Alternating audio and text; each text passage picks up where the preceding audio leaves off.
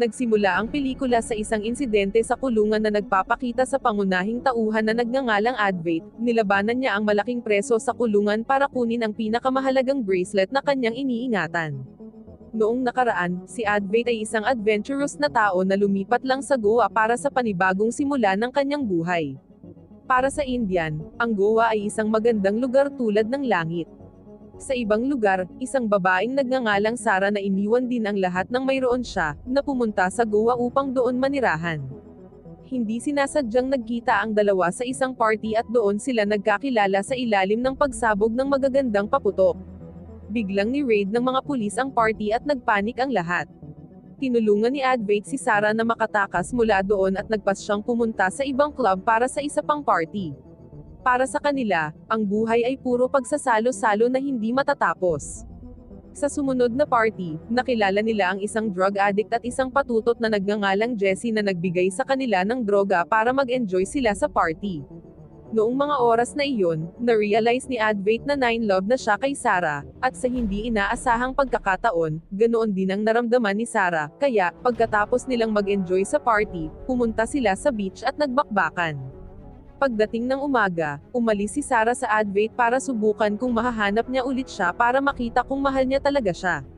Long story short, muli siyang nahanap ni Advait na umaakyat sa mga malalaking bato. Sinabi ni Advait na na-inlove siya sa kanya kaya hinanap niya siyang muli.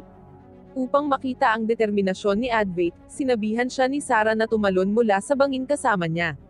Walang pag-aalinlangan, habang hawak ang kamay ni Sara, pareho silang tumalon sa karagatan. Simula noong araw na iyon, opisyal na silang naging magkasintahan. Maraming bagay ang ginawa nilang dalawa na parang sa kanila lang ang mundo. Tinulungan din nila si Jessie, na sa oras na iyon ay nahimatay pagkatapos ma-overdose ng gamot, ginawa silang pareho na itinuturing na kanyang mabuting kaibigan. Habang mahihinang nakahiga sa ospital, sinabi ni Jessie kina Advait at Sara na sa totoo lang, batid niya mismo kung gaano kadelikado ang mundong ginagalawan niya, ngunit sa kabilang banda, tinanggap na niya ang kapalaran kung sa kalaunan ay mamamatay siya pagkatapos piliin ang pamumuhay na iyon. Nang marinig ang mga salita ni Jessie, nagsimulang magtanong si Sara kung itutuloy ang kanyang buhay sa Goa o lilipat sa labas ng lungsod. Dahil alam niyang ang saya niya kasama si Advait ay hindi hihigit sa mga pansamantalang bagay na maaaring tuluyang makalimutan. Pagkatapos ng insidenteng iyon sa ospital, dinala ni Advait si Sara sa kung saan. Nagulat siya sa isang maliit na kaganapan na parang kasal. Opisyal na ikinasal ang dalawa kahit wala silang wedding ceremony. Ilang buwan pagkatapos ng kasal, nagpasya sina Advait at Sara na magsama sa isang bahay, ngunit kahit na sila ay kasal, patuloy pa rin sila sa pagpunta sa mga party. Isang araw habang nasa party sila, sinabi ni Sara kay Advait na buntis siya at nagulat siya.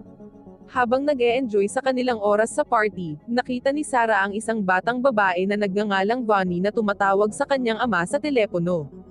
Biglang, isang pulis na nagngangalang Inspector Anjay Agashi, na ama ni Vani ang pumasok sa party para arestuhin ang isang drug dealer na tila nasa parehong party. Isang putukan ang nangyari at nakalulungkot, si Vani ay aksidenteng nabaril ni Agashi. Namatay siya sa mga bisig ng kanyang ama.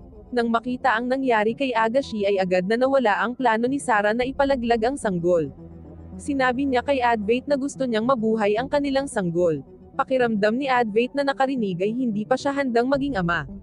Iniwan niya si Sara. Nag-out of town si Advait para bisitahin ang kapatid niyang may asawa na. Sinabi niya sa kanyang kapatid ang lahat ng pinagdaanan nila ni Sara. Nang marinig ang kwento, iminungkahi ng kanyang kapatid na bumalik kaagad si Advait kay Sara at tanggapin ang responsibilidad maliban kung gusto niyang makonsensya sa natitirang bahagi ng kanyang buhay. Si Advait, na noong mga panahong iyon ay nagdududa pa rin sa kanyang desisyon, sa wakas ay nagpasya na bumalik kay Sara matapos niyang makita kung gaano kasaya ang kanyang kapatid na namuhay kasama ang kanyang asawa at anak. Sa ibang lugar, isang police inspector na nagngangalang Michael ang nakitang nag-eehersisyo habang nakikinig sa kwento ng kanyang mga tauhan na nagkwento sa kanya tungkol kay Jessie, na isang patutot at adik sa droga, na kaibigan din ni Advait at Sara. Lumalabas dahil sa pang-aabuso sa pagkabata, si Michael ay hindi komportable sa pakikipagtalik at pagpapalagayang loob at tinanggihan si Teresa. Ang kanyang kasintahan na gusto ng bakbakan kahit hindi pa sila kasal, na nagbibigay ng dahilan na hindi niya gusto ang gayong mga relasyon kapag hindi pa sila kasal. Gayunpaman, sa takot na ang kanyang kakulangan sa sexual na karanasan ay gagawin siyang mas mahina na lalaki, kaya pumunta si Michael kay Jessie upang mawala ang kanyang pagkabirhen. Sa bahay pala ni Jessie noong mga oras na iyon, si Sarah lang ang naroon. Si Jessie ay gumagala pala. Sa kasamaang palad, napagkamala ni Michael si Sarah na si Jessie at agad siyang hinaras para masiyahin ang sarili. Sa kabutihang palad, dumating si Advait na nakabalik sa Goa, sa tamang oras upang tulungan si Sarah, na nasaktan ni Michael. Agad namang inatake ni Advait si Michael at nagkaroon ng away sa pagitan nila. Sa labanan, hinampons ni Sarah ng klorera ang ulo ni Michael at nawalan siya ng malay. Matapos mawalan ng malay si Michael, nagpa siya si Sarah na tumawag ng pulis para sila na ang bahala sa kaso, ngunit sa kasamaang palad, ang mga pulis na dumating ay mga kasamahan pala ni Michael. Hiniling ni na Sarah at Advait na lumikas gamit ang isang ambulansya. Sa ambulansya, sinabi ni Advait kay Sarah na handa na siyang maging ama. Nakalulungkot nang hindi nila alam, pareho silang dinala sa isang lumang tahimik na tulay. Doon, pinahirapan sila hanggang sa wakas, dumating si Michael at tinurukan ng lethal injection si Sarah. Nagawa rin niyang manipulahin ang pagkamatay ni Sarah para si Advait ang pagbintangan sa lahat ng krimen. Ang katawan ni Sarah ay itinapon sa dagat upang wala nang makakita sa kanya. Makalipas ang ilang araw, hindi na apektuhan ang buhay ni Michael sa pangyayari. Sa wakas ay nagawa niyang pakasalan ang kanyang kasintahan, na si Teresa, habang si Advait ay itinapon sa bilangguan para sa isang pagkakamali na hindi naman niya ginawa. Simula noon, nagpa siya si Advait na magsanay na parang baliw upang makaganti kay Michael at sa kanyang mga tauhan. Pagkalipas ng 5 taon, naging brutal na pulis si Agashi na hindi nagatubiling pumatay ng mga kriminal na kanyang inaresto sa sarili niya mismong mga kamay, salamat sa insidente sa kanyang anak 5 taon na ang nakakaraan. Noong araw na iyon, matapos pahirapan ang isang kriminal, nakatanggap si Agashi ng tawag mula kay Advait na nagsasabing may mangyayaring pagpatay ng gabing iyon. Sa kasamaang palad, tila walang pakialam si Agashi at sinabing maling numero ang tinawagan ng tumatawag. Sa ibang lugar, si Michael ay matatag na at namumuhay ng masaya kasama si Teresa, na ngayon ay kanyang asawa. Sa kasamaang palad, hindi sinasadyang nakita ni Michael ang ebidensya na ang kanyang asawa ay nakipaglandian sa ibang lalaki, dahil mula nang sila ay ikasal, hindi siya nasiyahan kay Michael pagdating sa sexual na paraan, kaya sinubukan niyang maghanap ng ibang lalaki para sa problemang iyon. Bago pa man nila matapos ang pagtalakay sa ebidensyang nakita ni Michael, nakatanggap siya ng emergency call for duty dahil natagpo ang patay ang isa niyang tauhan. Pagdating ni Michael sa pinangyarihan ng krimen ay naroon na si Agashi. Alam niya na ang insidente ay isang sinadya na pagpatay dahil sa mga ebidensyang nakita sa pinangyarihan ng krimen, malinaw na inihanda ng mamamatay tao ang lahat. Samantala, gulat na gulat pa rin si Michael dahil nalaman niyang ang biktima ng pagpatay ay isa sa mga pinagkakatiwalaang nasasakupan niya. Salamat sa karanasan ni Agashi sa paghawak ng maraming kaso, masasabi niya ang mga detalye ng insidente mula sa lahat ng ebidensya sa pinangyarihan ng krimen. Noon, hindi pa nila alam na ang gumawa nito ay walang iba kundi si Advait na gustong maghihiganti kay Michael. Sa istasyon ng pulisya, natagpuan nila ang isang pangunahing saksi para sa insidenteng ito, siya ang taong nagbebenta ng lethal injection sa mamamatay tao. Sa panahon ng interogasyon, nagtalo sina Agashi at Michael dahil itinuturing ni Michael na masyadong brutal para kay Michael ang interogasyon ni Agashi. Pagkatapos ay ipinaalam sa kanila ng saksi na nakatanggap siya ng utos mula sa isang babaeng nagngangalang Jessie. Hindi nagtagal, biglang nakatanggap ng isa pang tawag si Agashi mula kay Advait. Nang matapos ang tawag, agad na tinunton ng mga pulis kung saan ginawa ang tawag, at ilang sandali lang matapos nilang matagpuan ang lokasyon, agad na pumunta doon sina Agashi at Michael.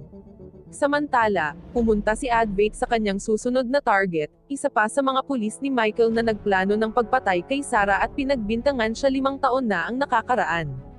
Naging halimaw si Advait at madaling mapatay ang kanyang target, at muli ay huli na ang mga pulis para pigilan ang pagkamatay ng isa nilang kasamahan. Matapos ang 2 kaso ng pagpatay, naglagay ng interes si Agashi sa mga motibo ng mamamatay tao para sa pagpatay sa kanyang mga kasamahan, ginawang crime scene ng mga pulis ang lugar. Doon, marami silang nakitang ebidensya tungkol sa serial killer na hinahanap nila, hanggang sa wakas, nalaman ni Agashi at Michael na ang pagkakakilanlan ng tao ay si Advait. Simula noon, nagsimula na ring magpakita si Michael ng mga senyales na mayroon siyang problema sa pag-iisip. Nagsimulang maghinala si Agashi sa ugali ni Michael. Pagkatapos ay sinabihan niya si Michael na umuwi upang siya ay huminahon. Samantala, ang mga pulis na nalaman na ang serial killer ay humahabol sa mga tauhan ni Michael, ay agad na hinanap ang huling tao. Nasa football match pala siya at nagsusugal doon. Matapos tawagan at sabihin na siya ay tina-target ng isang serial killer, agad na tinawagan ng lalaki ang lahat ng kanyang mga kasamahan para protektahan siya, at sigurado, nang siya ay binisita ni Advait na gustong pumatay sa kanya, si Advait ay napilitang makipaglaban sa 12 ng mga tao. Ngunit kahit na may ganoong pagsisikap na pigilan siya, napakalakas pa rin ni Advait. Walang makakapantay sa pakiramdam ng paghihiganti ni Advait.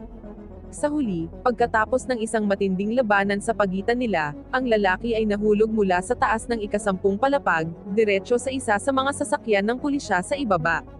Kasabay nito, tila pumunta si Michael sa bahay ni Jessie. Si Jessie, na alam na pupunta si Michael roon, ay agad na sinunog ang ebidensya na nagpapakita ng plano ng paghihiganti ni Advait bago pa man nakapasok si Michael. Nakakagulat, pagkatapos na patayin ni Advait ang lahat ng tauhan ni Michael, isinuko niya ang kanyang sarili sa pulisya. Nagulat si Agashi. Pakiramdam niya ay may kakaiba kay Advait. Pakiramdam ni Agashi ay niloko siya.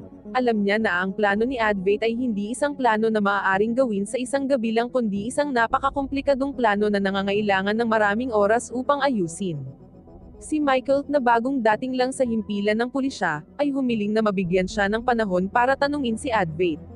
Sa pagtatanong, pinatay ni Michael ang lahat ng footage ng audio at security camera sa silid ng interogasyon. Sa harap ni Advait, inamin ni Michael na siya ay isang taong may sakit sa pag-iisip. Simula pagkabata ay madalas na siyang bugbugin ng kanyang ina. Ang kanyang sakit sa isip ay nagdulot ng isang traumatikong pangyayari na pumipigil sa kanya sa pakikipagtalik. Ibinunyag din niya na bago siya pumunta doon ay tinikman din niya si Jessie na naghihingalo sa harap ng nasusunog nitong bahay. Nang marinig na ang kanyang kaibigan ay nadungisan ni Michael, nagalit si Advait at biglang inatake si Michael, kaya lahat ng pulis na nakarinig ay pumasok sa loob upang pakalmehin siya. Sa palikuran, nakasalubong ni Michael si Agashi na iniisip pa rin ang kaso na kanilang ginagawa. Hiniling sa kanya ni Michael na patayin si Advait sa labas ng mga pamamaraang isinagawa ng pulisya. Nagulat si Agashi sa narinig na galing kay Michael. Nagulat siya sa pagbabago ng ugali ni Michael. Napansin din niyang ang tingin ni Michael ay naging kapareho ng tingin ni Advait na dala ng pakiramdam ng paghihiganti. Pagdating ni Michael sa bahay, sinalubong siya ng kanyang asawa na gustong makipaghiwalay sa kanya. Napagtanto niya na nakipaghiwalay siya dahil mas pinili ng kanyang asawa na tumira sa lalaking nakarelasyon niya na makakapagbigay sa kanya ng kasiyahan. Nabalot siya ng galit at nagpa siya na patayin siya. Matapos ang sunod-sunod na pagtatangka na ginawa ni Teresa para iligtas ang sarili, nagawa ni Michael na ma-corner siya at itinutok ang baril sa kanya. Ngunit sa huling sandali, nagpa siya si Michael na patayin siya sa pamamagitan ng pagsasakal hanggang sa mamatay, ngunit bago lang mawalan ng malay si Teresa, may nag-inject ng syringe sa leeg ni Michael. Ang tao ay walang iba kundi si Sarah, ang babaeng inakala niyang napatay niya 5 taon na ang nakakaraan matapos siyang itapon sa karagatan. Lumalabas na si Sarah na tinurukan at itinapon sa tulay, ay talagang buhay pa at nasa mabuting kalusugan matapos tulungan ni Jessie. Napag-alaman na hindi nag-iisang kumilos si Advait upang gawin ang sunod-sunod na pagpatay sa mga tauhan ni Michael.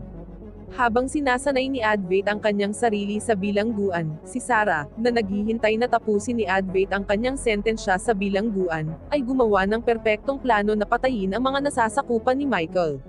Matapos magpakita si Advait, dinala niya si Michael sa isang lugar upang patayin, ngunit bago siya barilin, sinabi sa kanya ni Advait na ang dahilan ng lahat ng kanyang mga aksyon ay si Michael. Pagkatapos ay sinabi niya ang lahat ng naranasan niya kay Agashi. Si Agashi na napagtanto na tama ang kanyang hinala kay Michael, ay nagpa siya na pumunta sa pinangyarihan ng krimen upang tapusin ang mga bagay gamit ang kanyang sariling kamay.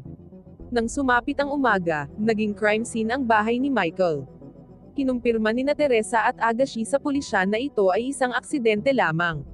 Isinara ni Agashi ang kaso ng pagkamatay ni Michael. Nang maglaon, buhay pa pala si Advait. Matapos ang insidente, hindi siya binaril ni Agashi ngunit sa halip ay pinalaya ni Agashi para e-enjoy ang magandang panahon nila ni Sarah habang pinapanood ang pagsikat ng araw. Wow naman! Doon nagtatapos ang pelikula mga idolo, salamat sa inyong panonood.